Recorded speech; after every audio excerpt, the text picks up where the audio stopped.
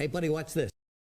Hello, Regis Kilbin is the name, and Hearthstone is the game, and this is part 9 of my one night in Karazhan card review. This is the final part. I've got 6 more cards to reveal and discuss, and then we're done. It's time to jump into Karazhan and see how it goes. But first, let's take a look at these cards, starting off with the new Druid 6-mana minion, the Menagerie Warden. This is a 5/5 minion with what is actually an insane battle cry. Choose a friendly beast, summon a copy of that beast.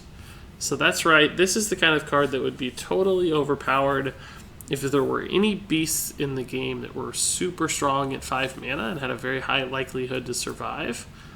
Oh wait, that card does exist. That's called Stranglethorn Tiger. A super powerful 5/5 with stealth that is almost impossible for your opponent to remove the turn that it's played, which is usually turn 5. And turn 5 is usually followed by turn 6, where a card like the Menagerie Warden can be played. And that's right, you can copy and summon a brand new Stranglethorn Tiger. So that means in 2 turns, you will have played 3 5/5s, 2 of which have stealth. It's really good, super high value. You get a 10/10 total stat allocation for 6 mana, and since it has stealth, guess what? You can do it again the next turn with the second Menagerie Warden. But, you know, it's not always going to be a Stranglethorn Tiger, right? Sometimes it will just be the new 2/2 Raven. Sometimes it'll just be a Druid of the Claw, which is also nuts, by the way, because those have charge sometimes. But, you know, there are weaker beasts. There's the Mounted Raptors of the world as well, Druid of the Flame, whatever it might be that's in your deck, Druid of the Saber. Sometimes you'll just get a lower cost minion. But even then, you know, if you get a 3/2, you get a 2/1 with charge, you get a 2/5, you're still talking about stat values that are probably going to be an average of 7/8, 7/9. Occasionally they get those 10/10 turns as well. And, I mean, of course, there's the risk that you don't have a friendly beast on the board, and then this is just a dead 6-mana 5/5. But with the way Beast Druid works and Druid in general, it's not going to be that hard to get a beast out. The real question is this card a little too expensive for what Beast Druid is trying to do, which is usually a more aggressive approach? And I think the answer is not really, that I think Beast Druid can shift into a more mid-range style. Druid can excel in that area anyway with some good mid-range removal with cards like Swipe. So I think this is a very playable card, an incredibly strong effect, really doubles down on Druid as a beast synergy class, and might finally be the piece that deck needs to find success as a tribal class. We're seeing a lot of tribal themes in this set of Karazhan cards. It seems Blizzard really wants to emphasize that, and this is a good card if you want to pull that off. Beast Druid is probably finally here thanks to the Menagerie Warden. So let's move on to the next class card up for discussion. It is the new Mage minion Medivh's Valet.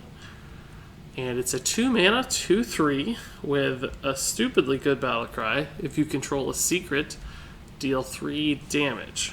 So I say stupidly good, but there are some conditions, right? You have to have a secret in play.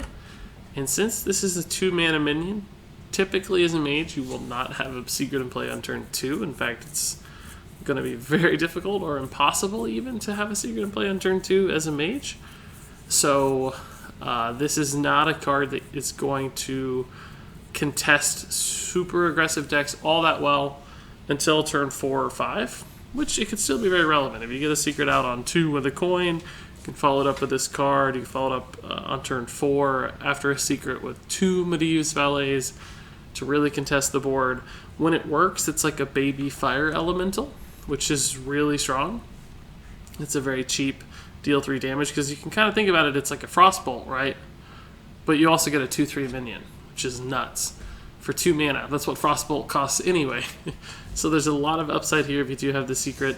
And, you know, there is a world where playing a 2/3 on turn 2 is not the worst thing ever if you're playing against like an aggressive deck and you just have to kill a couple minions. So it's also got stats. I don't know exactly what kind of deck this will fit into. If it's a secret mage, if it's just like Tempo Mage who runs an ice block, this card could still be good, because you hate to play that ice block sometimes just because it doesn't do anything for you right now and you fall behind a little bit. But since you have ice block up the whole game, anytime you draw that Medivh's Valet, it's going to be active. Unlike things like Duplicate or Mirror Entity, which might proc off, and by the time you draw your Medivh's Valet, all your secrets are gone. So I think this is an ice block synergy card as much as anything, but most decks that don't run that run ice block don't want to run minions because they're more damage-based decks. But we've seen some Tempo Mage slot in ice block, and I think there are some secret pieces Mage has access to, particularly in this expansion, that make this card better. And there's always spell synergies too, so I think we'll see Mage bring secrets back a little bit, in part because this card, when it works, is ridiculously good. It's merely below average when it doesn't work, but it's so good when it works that it might just have to change decks to fit it. So we'll see. I don't know that it's a Tempo Mage card, but there might be some new variation on Mage that makes Medivh's Valet a very smart card to run. Moving on to the last class card of the entire set to look at. It is the Warrior Portal, finally. The last of the portals as well, of course. This one is 5 mana, and you gain 4 armor. Pretty good start. And you summon a random 4-cost minion. So, it's hard to value exactly what 4 armor is worth, but probably roughly 1.5 to 2 mana. You think about things like Shield Block. That draws you a card, but you also get 5 armor. We haven't really seen a gain 4 armor card, but it's probably about 1.5 mana, if I had to guess. And you also get a 4-cost minion, so a random 4-cost minion is not quite worth 4 mana, because you don't know if it's going to be good, so that's probably like 3.5 mana. So total feels like 5 mana. Now that's kind of a silly way to look at cards sometimes, right? But it helps you orient the different pieces in your head and how they fit together as far as the cost is concerned. The real way to judge this card is, would you play it? And I think the answer to that is probably yes. Warrior doesn't have a super strong 5 mana spot anyway. It always feels like you're kind of just tossing in a tech card or something you don't really love at 5 mana. You've got Brawls, but that's kind of it as far as like stereotypical Warrior 5-drops. I mean, Dragon Warrior, of course, has more options, but Control Warriors, who are typically more concerned with drawing armor, and therefore who would be interested in this kind of card, don't typically have a good 5-drop. So this is a 5-drop that allows you to play a minion, which is nice, and allows you to defense up, which of course Control Warrior always wants to do. I haven't looked a ton at the numbers as far as 4-drops are concerned. There are some bad ones, and there aren't that many like amazing 4-drops that you're going to feel super pumped about getting. There's just not a lot of legendary 4-drops that have passive like Death Rattle effects. It's not the World of Piloted Shredder anymore. So I don't think the summon a random minion part is going to perform all that admirably. And depending on how stuffed a deck gets with recovery versus reaction in Control Warrior, in other words, if you've already got the Bash, you've already got the Shield Block, you've already got the Ancient Shield Bearer in your deck, this might just be a little bit of overkill that does not give you a consistent enough minion to make it worth it. But it's playable by the numbers. I just don't actually think this card is playable in practice. I think it's just going to feel too low impact and a very expensive Shield Slam activator that summons you a bad minion most of the time. So as much as I want to like this card, I do think it's below average. So let's move on to the last 3 cards. These are the neutral cards in the set of review in this review here. So starting off with the 4 mana Arcano Smith. And this is a 4 mana 3/2, which is never a good start. You don't love that stats for 4 mana. It has a Battlecry summon a 0/5 minion with Taunt. That's also really bad. You don't really care about 0/5 stuff with Taunt just because it doesn't trade very well. It merely stalls your opponent for a very short amount of time without generating any real value. So there's really no reason to run that. It just dies for free to literally everything. So yes, you can kind of look at this card as a 3/7 with Taunt, or at least a 3/7 total stat value, which sounds pretty good for 4 mana, but because 5 of that health does not have an active attack value, it's practically worthless. And a 3/2 is not very good either. So all in all, this feels like a totally filler card that Blizzard just threw in to give some bad cards a home in the expansion. I just don't imagine a world where this ever sees play. There are so many other things to run. It doesn't fit into any deck. I think the Arcano Smith is a bad card. So let's move on to a very interesting card. In fact, way more interesting than you typically see with neutral cards. This is the Moat Lurker at 6 mana. It's a 3/3, so that sounds terrible right off the bat. What? That's awful. But this battle cry is stupidly intriguing. It's really cool, right? Destroy a minion. That's awesome, right? Just destroy a minion. Amazing. That's a really hard removal attached to a body. So suddenly 6 mana seems really good, right? It's assassinate with a minion attached. It's SI7 agent that also assassinates for 6 mana. But there's a death rattle. Re-summon the minion that has been destroyed. So basically, Moat Lurker is like a really short-term, huge tempo advantage. So they play, we'll say, they play Deathwing, and you destroy Deathwing. You're pretty happy that you got Deathwing out off the board.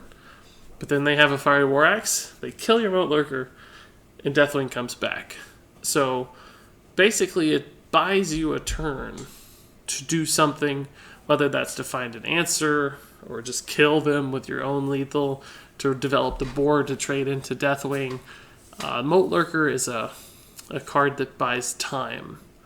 He's not truly a tempo card because the Deathwing's coming back. You gotta find an answer for it. But I guess he is a tempo card by definition, but he's not really a value card because the Deathwing's coming back. So it's a very interesting design.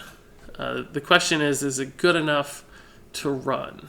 Is it good enough to fit into decks? I think the answer is probably not. There are other kinds of hard removal that aren't quite so conditional and quite so risky. But there's another interesting application of this card, right? It does not say an enemy minion. So you can actually destroy your own minions. So imagine you have a Sylvanas on the board. A lot of people activate their own Sylvanas with stuff like Shadow or Death or Shield Slam. Suddenly you have Moat Lurker to activate your own Sylvanas. It will kill your Sylvanas. They will steal a minion. They'll steal your opponent's Tyrian Forging, let's say. And then they have this 3/3 lurking around. And the 3/3 suddenly reads Death Rattle, summon Sylvanas. Now that's a good card. A 6 mana 3/3 that summons Sylvanas is a very strong card. So, because your opponent can't kill it, they're like, I'm not bringing Sylvanas back. So you've got a really high value 3/3 that tends to get good damage in, or eventually you can kill it yourself by trading into something, summoning Sylvanas.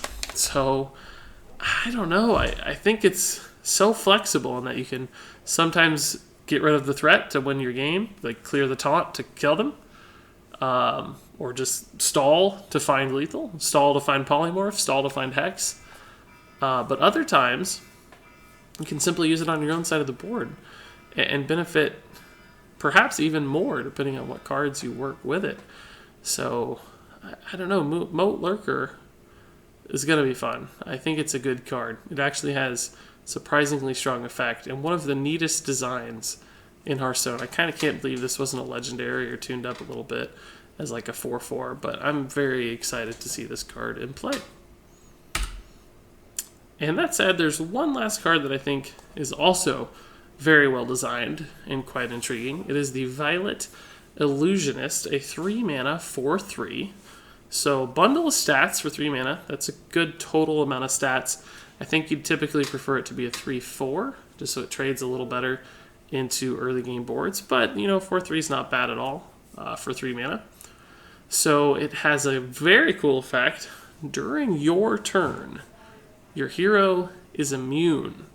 So that means a couple things, right? The ways you typically take damage during your own turn, that's not minions attacking you, right? This is when you're active, is 2 ways: by attacking with a weapon and hitting a minion and taking face damage, but also fatigue damage kills you on your own turn, or hurts you on your own turn.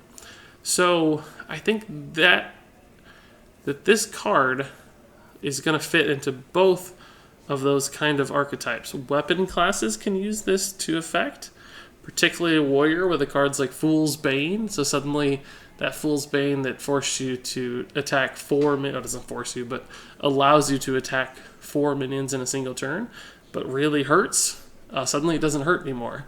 So it's a very stupidly good tempo play with no downside.